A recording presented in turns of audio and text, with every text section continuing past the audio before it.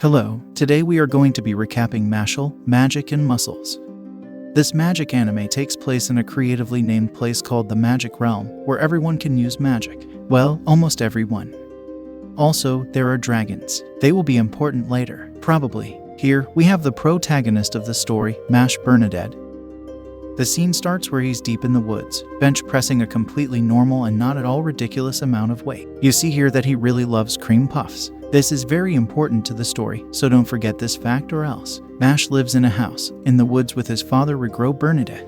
He doesn't seem to know his own strength as he accidentally rips the door off its hinges as he enters the house. His dad freaks out and Mashle explains that he forgot which way the door opens. His dad sees how genuinely sorry Mashle is for breaking the door and can't stay mad at him since his apology was so sincere, even offering to fix it, which we then see how he's not very good at fixing things. Later, Mashle asks his dad why all of his training is purely physical. Regro then thinks to himself, revealing that it's because he cannot use magic at all like everyone else. He avoids the question, stating that he has something to do and will be back later and to watch over the house. To which Mashle agrees. As Regro is leaving, he reminds Mashle about the rule to not go into the city. Mashle says that he won't and wishes him safe travels.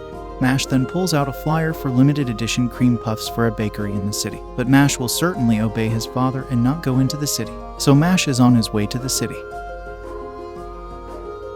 At the city, he comments on how everyone is using magic for things you can easily do with your hands.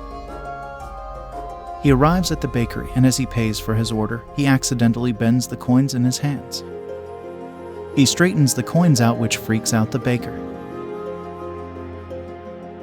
The wind then blows Mashle's hood off, revealing that he does not have a mark on his face that everyone else seems to have, which the crowd notices. The scene shifts to a police station, where an officer, Brad Coleman, is watching a video on his newspaper because magic. The video goes on about how a student at Easton Magic Academy, Rain Ames, was chosen as the divine visionary for being top of the class. Coleman doesn't seem to care as he turns his attention to a thief. Or possibly someone who hired him for bondage. They didn't really specify. Just then, Coleman gets a call, informing him of a report of an unmarked person in the city. We then see Mashle casually walking down the street eating a cream puff. You see, I told you his love of cream puffs was important. Lost in a world of deliciousness, Mashle bumps into a drunk cop who rambles on about his job and how Mashle got cream all over his uniform. No, not like that. Mashle, not knowing his own strength, rips the uniform off and says he'll clean it for him.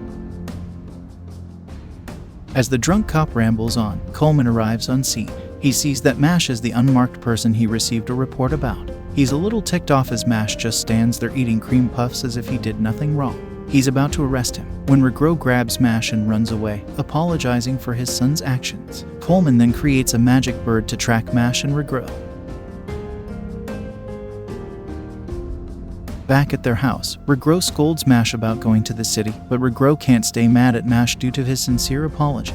But as punishment, Regro tells Mashle to repeat the day's training regimen. Mashle offers Regro some cream puffs, which is critical to the storyline. As Mashle leaves, Regro thinks to himself about how he isn't like most rebellious teenagers, and how he's so sincere. He then talks about how they have lived in hiding his whole life and how Mashle desires freedom. A few moments later, Coleman, drunk cop, and another nameless person, possibly bondage guy, all show up. They pull a Mashle and smash through the thick wooden wall instead of using the door, because magic.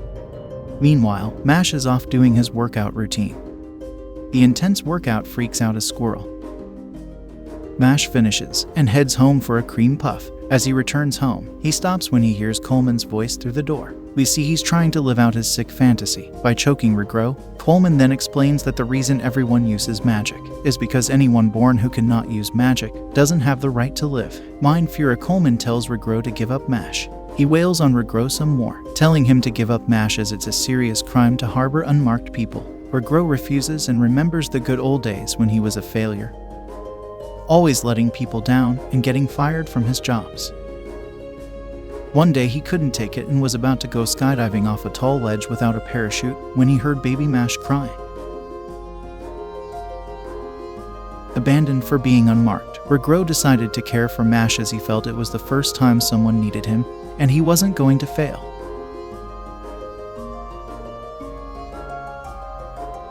He then yells for Mash to run away, to which Coleman responds by beating him some more. Regro keeps yelling at Mash to run away, while Coleman keeps beating him. Coleman tells Bondage Guy to go find Mash. As he's about to leave, Mash punches through the door, punching Bondage Guy, sending him through the opposite wall. I'm sure he survived that, because magic.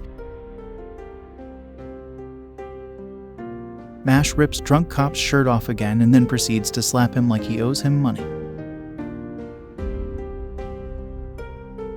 Mash tells Coleman that he's going to send him to hell, and Coleman proceeds to ask him how he plans on doing that with no magic. He then starts launching magical energy attacks at Mash, which Mash then slaps away like they are nothing despite Coleman using those attacks to take down dragons.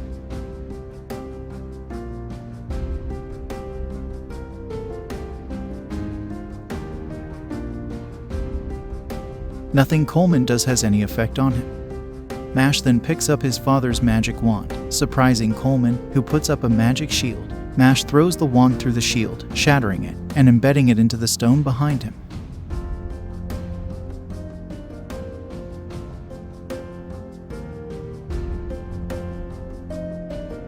Mash tells Coleman that if he ever threatens his family again, he'll end him. Regro is in shock as he had no idea Mash was this strong. In a defeated laugh, Coleman makes a deal with Mash that if he enrolls in the magic school and is able to earn the title of Divine Visionary, or God's Chosen One, it will mean that God and therefore society will accept him. In exchange, Coleman wants the fortune and prestige that comes with the Divine Visionary title.